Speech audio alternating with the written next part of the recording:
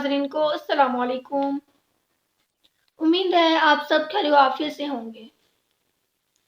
رسول اللہ صلی اللہ علیہ وآلہ وسلم کی بتائی ہوئی باتوں اور آپ صلی اللہ علیہ وآلہ وسلم کے کیے ہوئے کاموں کو احادیث کہتے ہیں۔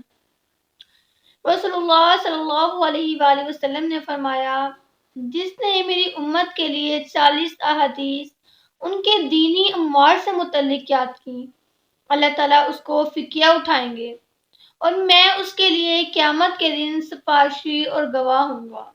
یعنی کہ جس نے آپ صلی اللہ علیہ وآلہ وسلم کی بتائی ہوئی 40 احادیث کو ان کے دینی امور کے متعلق یاد کر لیا تو قیامت کے دن آپ صلی اللہ علیہ وآلہ وسلم ان کے لیے سفارش کریں گے، ان کے گواہ ہوں گے۔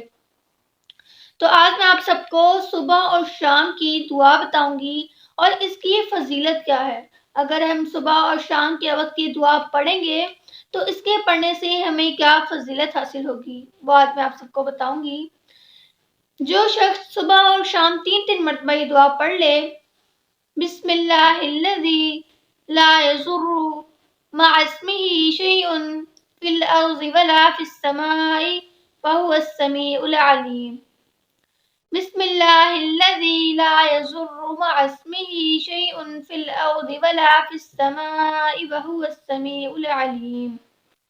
ترجمہ: شروع اللہ کے نام سے جس کے نام کی برکت سے زمین اور آسمان میں کوئی چیز نقصان نہیں پہنچا سکتی اور وہ سننے والا، اچھی طرح جاننے والا ہے۔